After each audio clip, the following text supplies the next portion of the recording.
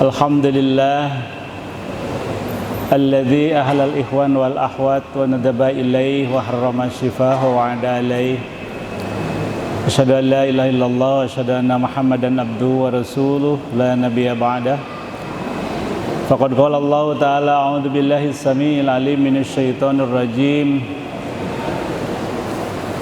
Wa minan nas may yu'jibuka qawluhu fil hayatid dunya wa yusidullahu ala ma fi qalbihi wa huwa ladul hisam.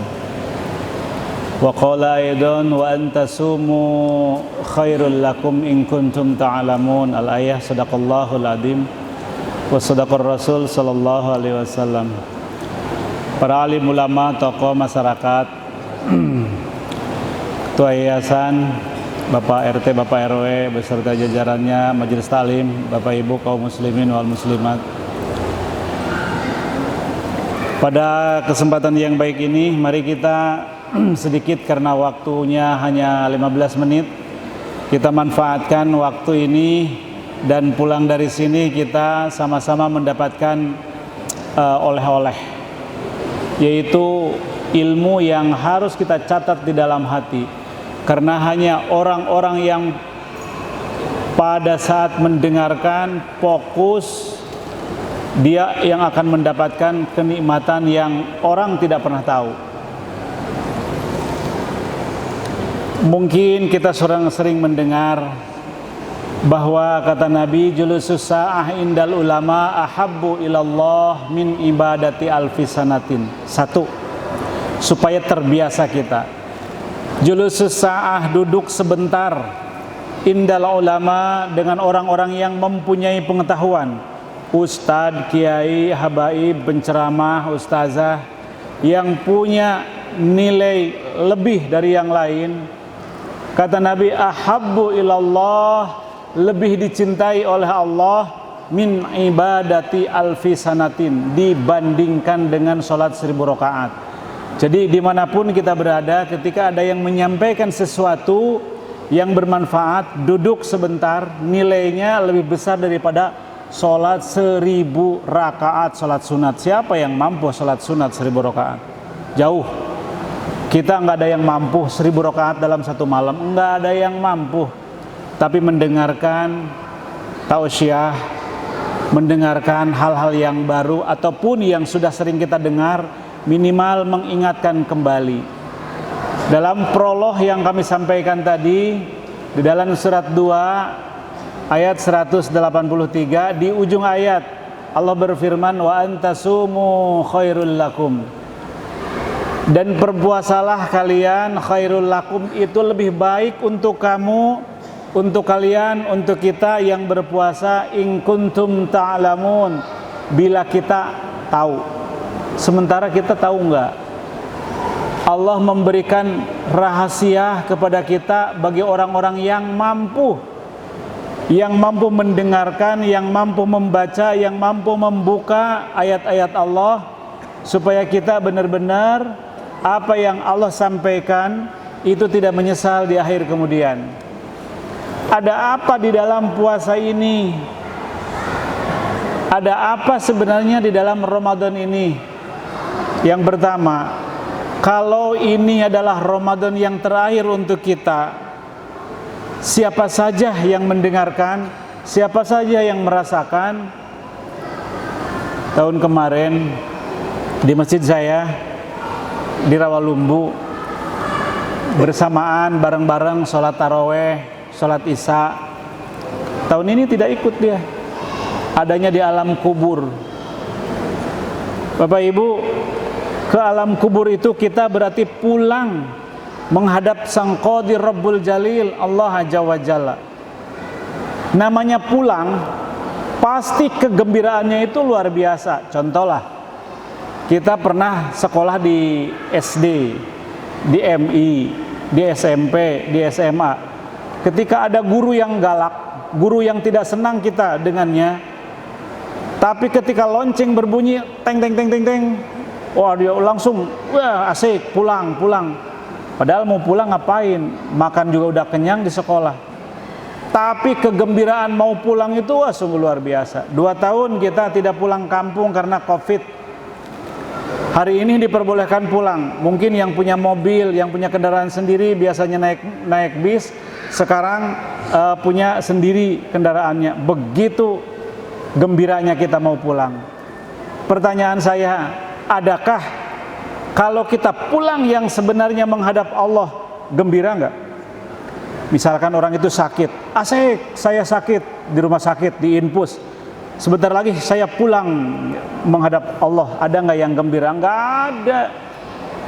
Padahal orang yang diberikan kegembiraan menghadapi atau mau pulang menghadapi yang Maha Kuasa, hanya yang diberikan oleh Allah, yang tahu itu dengan Allah yang diberikan kegembiraan. Surat 16 ayat 32. Allah berfirman, a'udzubillahi minasyaitonirrajim, alladzi tatawaffa, orang-orang yang diwafatkan, ya, orang-orang yang diwafatkan, hubul malaikah, orang yang diwafatkan, dicabut nyawanya oleh malaikat, yaquluna, berkata, semua malaikat berkata, padahal belum meninggal, sedang syakaratul maut, thayyibina, dalam keadaan baik. Itu semua malaikat mengatakan, assalamualaikum udkhulul jannah, selamat ya, Anda sudah punya tiket masuk surga, Anda sudah calon surga karena apa yang kamu perbuat. Surat 16 ayat 32. Itu yang akan menggembirakan ketika kita pulang menghadap Sang Qadir Rabbul Jalil, Allah Azza wa Jalla, diberi kabar oleh malaikat bahwa Anda sudah mendapatkan tiket surga. Itu kata ulama, kalau orang sudah diberitahu oleh Allah Subhanahu wa taala seperti itu pengen cepet-cepet pulang, pengen cepet-cepet wafat, pengen cepet-cepet mati. Karena yang diberikan kegembiraan oleh Allah Subhanahu wa taala adalah pribadi seseorang yang Allah kehendaki dan Allah sendiri yang tahu. Tapi nggak pernah ada, asik, saya sakit sudah 2 bulan, sebentar lagi dipanggil oleh Allah. Nggak ada yang gembira seperti begitu. Karena apa? Siapa yang gembira akan dipanggil masuk ke alam kubur? Kita kalau membayangkan, membaca, orang kalau wafat itu, kalau meninggal itu dibawa oleh 2 malaikat menghadap Sang Qadir Rabbul Jalil sampai ke aras, Allah turunkan kembali, suruh dimasukin lagi ke jasadnya. Bayangin, turunkan lagi ke jasadnya, dilihat, wah itu jasad saya. Dia masuk lagi, baru dia merasa, oh ini berarti sudah mati. Baru terasa dipegang pipinya, loh kok sempit sekali gitu. Dipegang tanah, loh ini tanah, bau tanah gitu. Ternyata di dalam kubur, baru teriak kaget. Coba. Tapi ada seorang manusia kelihatannya ganteng sekali, putih dan sebagainya. Kata dia, tenang, nggak usah gundah, nggak usah teriak, tenang. Ketika malaikat datang nanya, siapa kamu? Aku adalah yang nungguin orang ini. Kamu awas jangan ada di situ. Kata malaikat, nggak bisa, kemanapun juga saya akan tetap menemani dia. Bayangkan Pak, di tempat yang gelap kelihatannya, tapi bagi orang-orang yang digembirakan oleh Allah Subhanahu wa taala, diberikan tempat yang sungguh luar biasa kenikmatannya. Banyak orang yang menemaninya. Orang-orang siapa itu sebenarnya? Lihat nanti di dalam hadis yang sahih. Ketika kita sering membaca Al-Qur'anul Karim, dia berkata ketika ditanya, "Siapa kamu? Man anta, siapa kamu?" Inilah aku ketika kamu di dunia memohon, meminta kepada Allah dan kamu sering membaca ayat-ayat suci Al-Quranul Karim. Aku hari ini jadi teman kamu di alam kubur. Indah sekali. Ini kadang-kadang mau sholat saja kita hitung-hitungan. Mau sholat saja hitung-hitungan. Apalagi kalau di daerah ke kampung itu. Saya tanya, berapa rakaat di sini? 23 Pak. Saya biasa 8. Di sini 23. Oke, saya jadi imam. Kita berikan surat-surat yang biasa dibaca, suratnya yang panjang-panjang lah, hampir selembar atau paling pendek setengah lembar. Rata-rata selembar. Wah, udah gempor kakinya. Baru 8. Saya sudah 8, bagaimana teruskan? Jangan Pak, cukup Pak. Tuh. Karena tidak terbiasa. Padahal kesempatan yang Allah berikan kepada kita tidak ada yang tahu. Tahun depan kita masih bisa duduk di sini, mau melaksanakan ibadah taraweh atau puasa, tidak ada yang tahu. Padahal banyak ayat mengingatkan kepada kita, termasuk kepada saya, kepada bapak-bapak.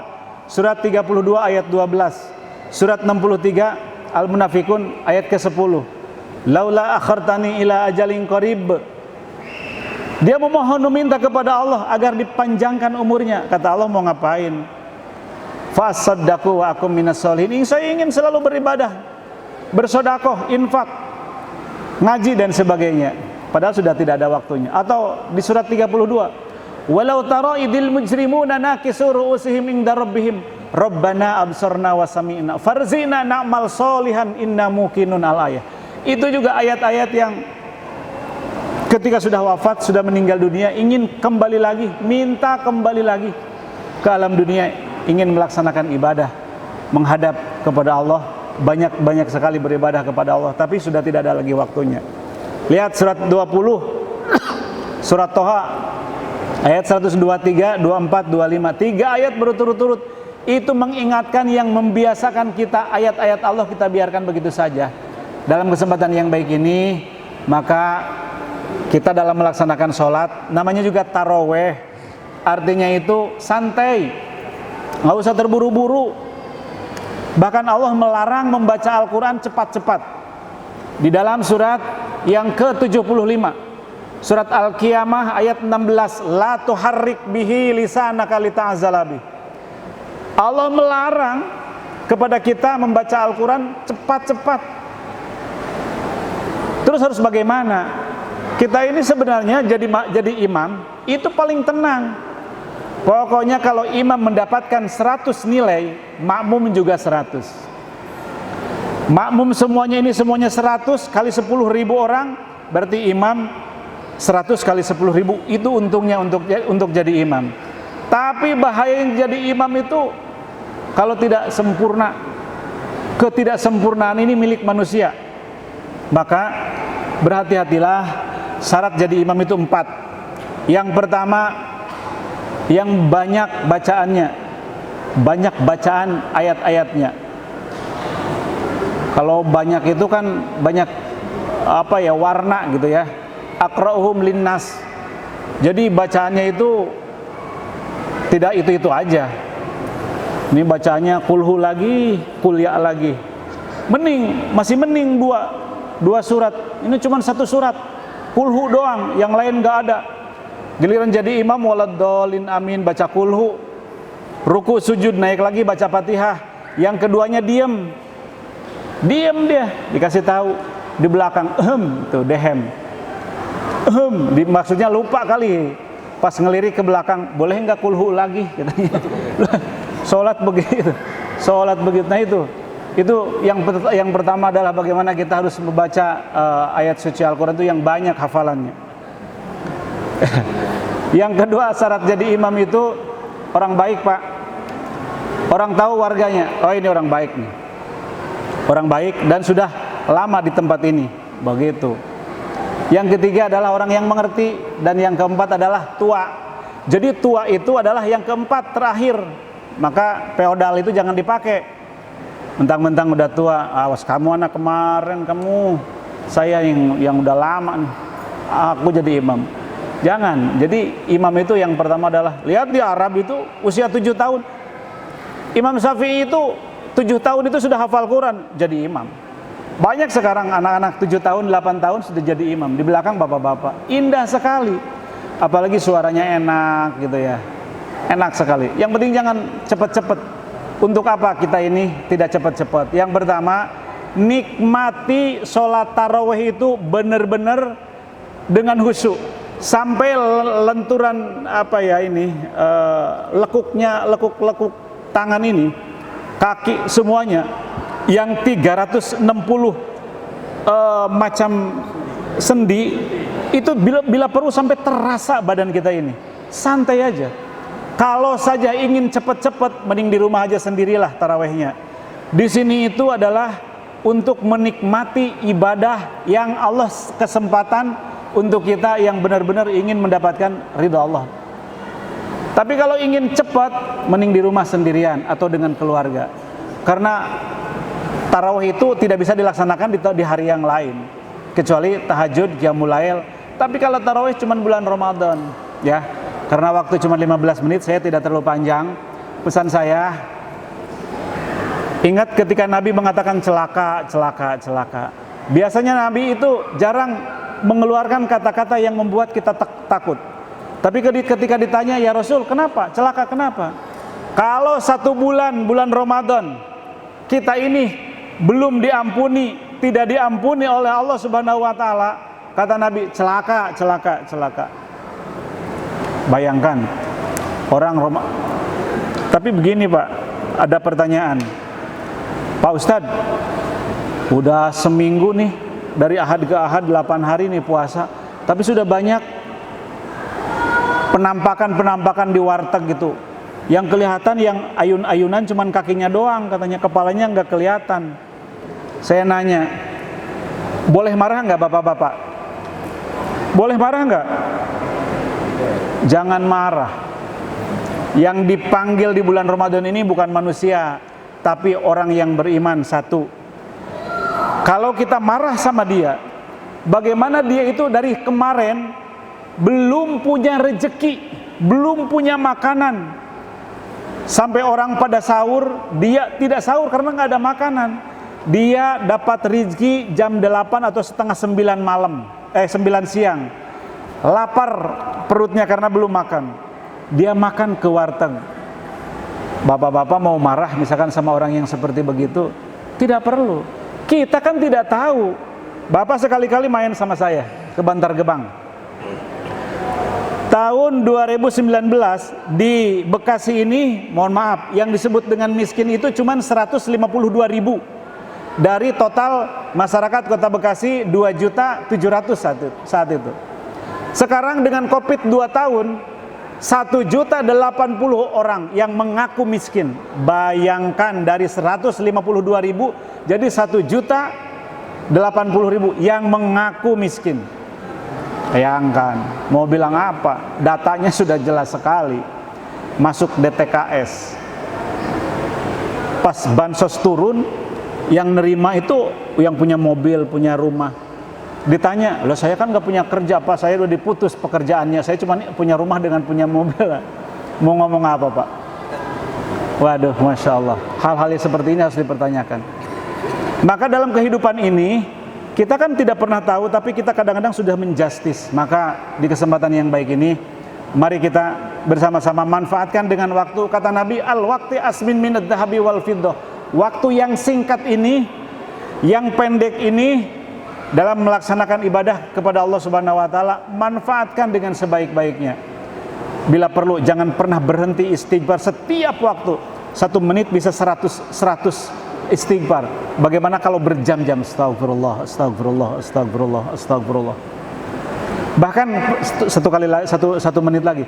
Ingat ketika sahabat berdialog dengan Nabi, kumpul, kata Nabi, sahabat, nanti pada hari kiamat aku kasih tahu, mau nggak kebaikan kamu itu lebih berat dalam timbangan pada saat ditimbang nanti. Sahabat bertanya, mau banget ya Rasul.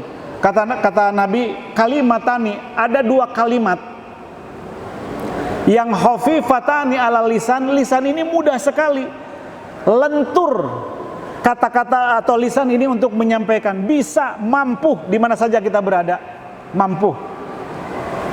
Habibatani ala Rahman. Ar-Rahman itu Allah yang dimaksud. Itu begitu mencintai dengan 2 kalimat itu. Kata Nabi yang terakhir, sakilatani fil mijan, dalam timbangan sangat berat sekali. Mau ya Rasul, kata sahabat, apa yang aku lakukan? Kata Nabi, bacalah subhanallah wa bihamdihi subhanallahil azim. Hadisnya sahih. Nah, ayat ini kita mampu, kita bisa, kita ingat.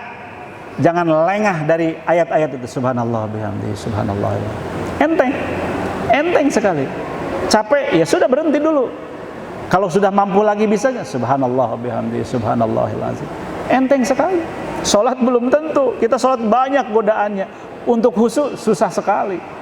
Kecuali orang-orang yang memang Allah berikan khusyuk. Oleh karenanya kita memohon kepada Yang Maha Kuasa agar setiap langkah kebaikan Allah catat sebagai ladang amal yang baik, dan setiap langkah mudah-mudahan Allah mengampuni hilaf dan dosa kita, keluarga kita, istri, anak, suami, dan teman seperjuangan. Mudah-mudahan satu saat kita, kata Allah, wasiqal ladzina taqaw rabbahum ilal jannati jumara.